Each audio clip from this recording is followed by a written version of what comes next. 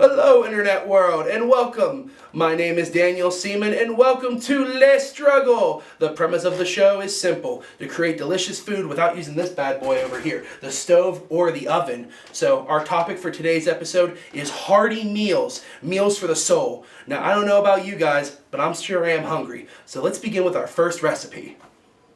Our first recipe today is cheesy broccoli rice. To complete this meal, you're going to need rice, water, broccoli, cornstarch, milk, cheddar, and salt just to make things taste right. So to begin, you're going to want to grab 2 broccoli fillets, and you're going to want to cut them so that they're really small and easy to cook in the microwave.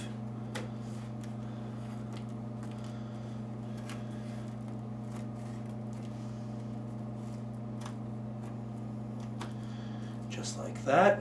And then you're going to want to add them to our bowl here.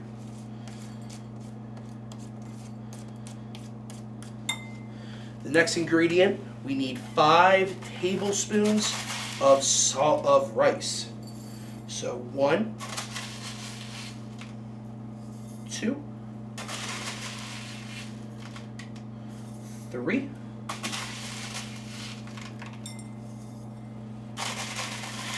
and 5, our 5th tablespoon.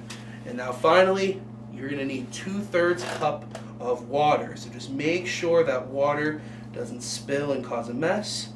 So just a nice pour. And then finally get your spoon. And then if I were you, I would just make sure you would stir it around really good. Make sure all the rice is submerged underwater, and make sure that the broccoli is nice and evenly distributed for, just overall better taste later. So now that we have everything stirred up, you finally want to get a plate. I'm just using the plate that I used to cut my broccoli. I'm going to cover the bowl now, and now we're going to take it over to the microwave. Now, since my microwave here at the fraternity house is a little bit older, I'm going to cook it at 4 minutes. But now, if you have a microwave that's 1200 watts or a little bit higher, 350 or less could actually be good enough to cook the minute rice. But if you have an older microwave, I would shoot more for 4 minutes. So we're going to start this, and once that's done cooking, I'm going to continue. Once you know the rice is fully cooked, we're going to remove it now from our microwave. It's a little bit hot. Now that you know that your rice is fully cooked, the broccoli is fully cooked, it's now time to mix our final ingredients. So we're going to mix a 1/2 teaspoon of cornstarch. We're going to mix 3 tablespoons of milk. And then finally, 4 tablespoons of our cheddar. So now finally, you're going to want to mix this up. You're going to want to mix it really good. And the reason why you want to mix it good is for that cornstarch. Because if that cornstarch, in our next step, if it activates right and cooks properly, you'll have a really thick, hearty rice bowl that ultimately has some really good flavors and ultimately has a really good thick sauce. So once you feel like you have that fully mixed up and to your liking, I'm just going to stir it a little bit more, because I was always taught, stir twice, cook once. So we're going to stir it up. Once you feel like you have it nice and stirred, you're going to throw it back into the microwave for 1 minute and 30 seconds. But this time, you're not going to have the paper plate on it, just to make sure to get that direct heat. So we're going to cook it for a final 1 minute and 30 seconds. After it's been cooked for that 1 minute and 30 seconds, you're going to pull it out of the microwave. And now you finally going to want to have it stand for 2 to 1 minute, just to make sure that it's fully cooled off. And what I like to do is, when it's cooled off, just put a little pinch of salt in your hand and put that into your cheesy broccoli rice combination, and then stir it up. That way that the rice is all nice and stirred and evenly mixed in. And then finally, your broccoli and your cheese and everything has one last chance to make sure that it's fully evenly distributed. And then once you know it's evenly distributed and it's safe to eat, you just pull a nice handful and eat. That's really good. That cheesy broccoli rice was delicious, but I need something more fulfilling in my tummy. So it's time to kick the hearty food up a notch with my microwavable meatloaf recipe. To complete this recipe, you're going to need milk, ketchup, quick cooking oats, onion soup mix, and ground beef. To begin our microwave meatloaf recipe, you must first grab 2 tablespoons of milk and throw that into our bowl here. Next, you're going to want to add 1 tablespoon of ketchup. Make sure you get all the ketchup out of this tablespoon.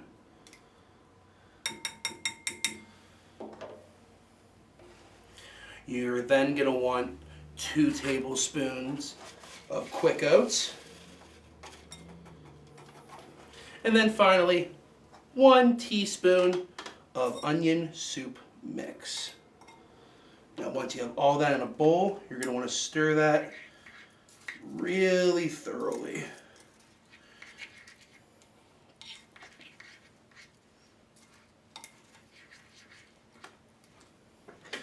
Now when you stir, just want to make sure you get the ketchup, the milk, the onion soup mix, and the quick oats all nice and mixed together.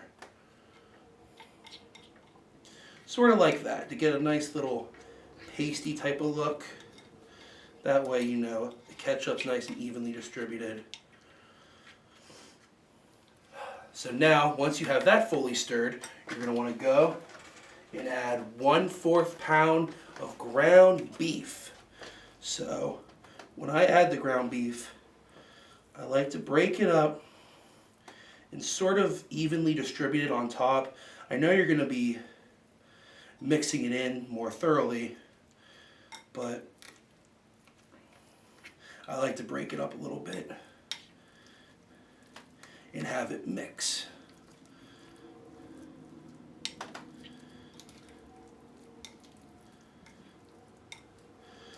What I'm trying to do here is I'm trying to just make sure that the oats and the meatloaf are pretty well together. That way our next step will be a lot easier. So you don't want to, like I said during our broccoli recipe, you want to make sure the mixing process is never scrimped out on. You want to make sure it's nice and evenly mixed like that.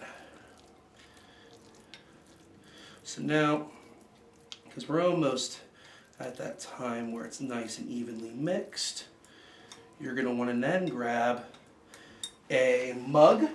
I bought one from Walmart.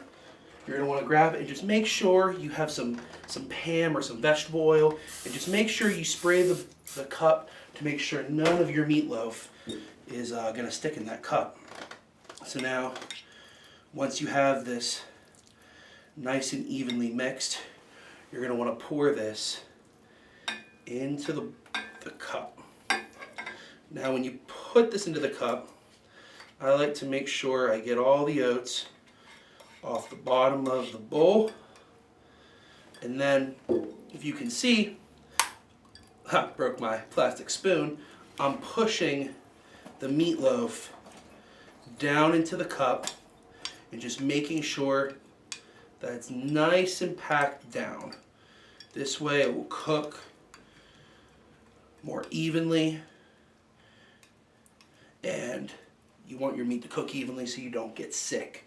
So, like I did, just make sure your meat's all pushed down so it's not fluffy or anything like that, so it cooks properly. So once you feel like your meat's nice and evenly mixed up, you're going to want to you're going to put it in the microwave.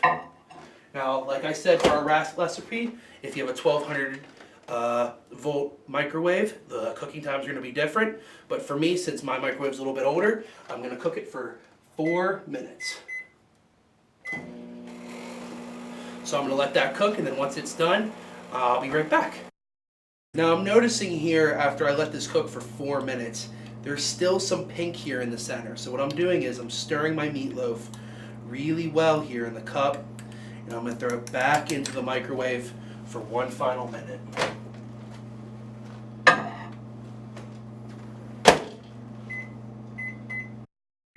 So it sounds like our meatloaf is finally done. So we're gonna pour it and grab it out of the microwave. Now it smells really good. It smells really cooked. I can smell the oats. I can smell the ketchup. I can even smell a hint of the onion. So finally, optional. Of course, you can add just a little bit of ketchup. And since it's in a cup, you can stir it a lot easier than you would on my plate here. So I'm going to stir it up really good. And there you go. You have homemade meatloaf made fresh out of a microwave. Now, my recipe does say for it to sit for 3 minutes, but I'm not going to let it sit because I'm really hungry and it smells really good. So, when it's finally cool, you just enjoy.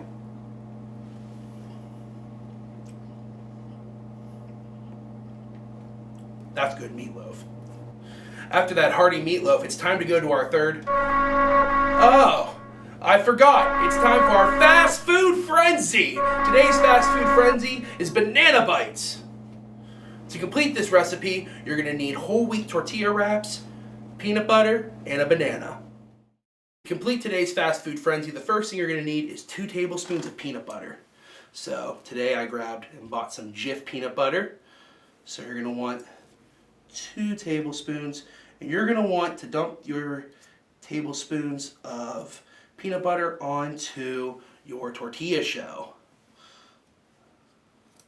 Now once you feel like you have 2 tablespoons of peanut butter, now you're going to want to just spread that peanut butter out all over the tortilla shell. Now just like I said in our last 2 recipes, you know, certain steps will make the meal better.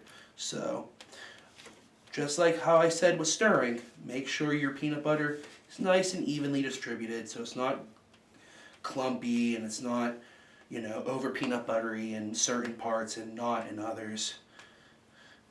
Because especially with this being a fast food frenzy, this is a meal that you can do in simply a minute, but also ultimately you want it to taste good as well. So once you feel like you have your peanut butter nice and evenly distributed over your wheat flour tortilla, you're going to want to next grab a banana. So now for our banana, I'm going to put it right here on the edge. And then finally, all you're going to want to do is try to straighten out that banana. And then you're just going to want to hold the tortilla as tight as you can, and you're going to want to roll the tortilla and the banana up so that it becomes sort of like a cannoli, a lot like that. So now once you have it like that, you're going to want to slice it so that you can get these bite-sized portion pieces. And you can have the pieces at any size that you want. And now see, excluding that end piece there, it's a little bit too banana-y, you have these bite-sized banana bite treats. Now, if you're feeling extra daring, you can put a chocolate chip on each one of these and add a little bit more chocolatey goodness. So, that's good. Banana bites. From prep to plate in just 1 minute. Now that we've completed our delicious banana bite treat for our fast food frenzy for today, it's time now for our final recipe. Our third recipe for today is our protein chocolate lava cake. To make this recipe, you're going to need protein powder, egg, some milk, and preferably a coffee mug. So to make this recipe, first you're going to have to go and grab a coffee mug, and now just make sure that you spray your coffee mug really well and make sure that it's sprayed with vegetable oil so that your ingredients aren't going to stick. So now once you have your coffee mug sprayed, you're going to want to grab a splash of milk, add that to the cup, you're going to want 1 scoop of protein powder. And then finally, you're going to want 1 egg. So before I throw the egg in here, I'm going to just beat the yolk and stir it around really well. And just have that nice and stirred, just like that. So then you're going to pour that into your coffee mug. And now once you do that, you're going to have all that clumpy business. So you're going to want to just stir this up really good.